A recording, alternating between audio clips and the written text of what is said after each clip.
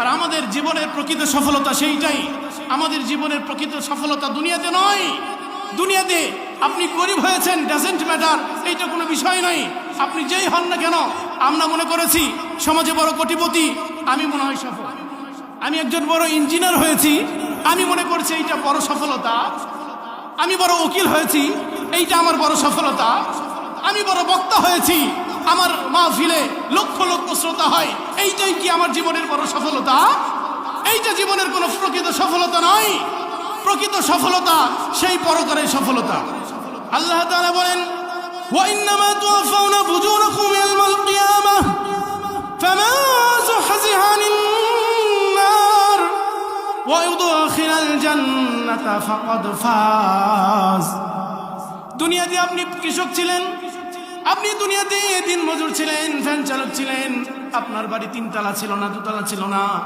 আপনি গরিব হতে পারেন, আপনি ভালো খাবার খাইতে পারেন না, আপনি ভালো পোশাক পরতে পারেন না, এইটা কোনো বিষয় নয়। আপনি যদি ঠিক মতো আমল করতে পারেন, ঠিক মতো যদি ইবাদত বন্দেগী করতে পারেন, আল্লাহ তাআলা যদি আমাদেরকে সেই আখিরাতে জাহান্নামের আগুনটাকে দূরে সরিয়ে দিয়ে যদি আল্লাহ তাআলা জান্নাতে আমাদেরকে দেন, ওইটাই হবে আমাদের জীবনের প্রকৃত সফলতা। এইটাই আমাদের সফলতা। The real success is lying in the hereafter. আমাদের জীবনের সফলতা সেই আখিরাতের প্রকৃত সফলতা। দুনিয়াতে যেমনই হন না কেন, এইটা সামান্য শুধু একটা পথ, সামান্য তো একটা সফর। এই সফর একদিন শেষ হয়ে যাবে। আপনি ধনী হন, আপনাকে মরতেই হবে। আপনি গরিব হন, আপনাকে মরে যেতেই হবে।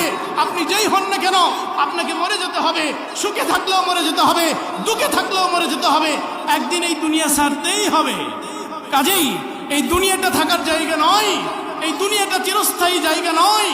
আমাদের সফলতা সেই সফলতা, আল্লাহ তাআলা যদি আমাদের আমলের বিনিময়ে আমাদেরকে যদি জান্নাত দেন, জাহান্নামের আগুনটাকে দূরে সরে দিয়ে, ওইটাই আমাদের জীবনের প্রকৃত সফলতা। তাহলে এই প্রকৃত সফলতা আমরা কি চাই?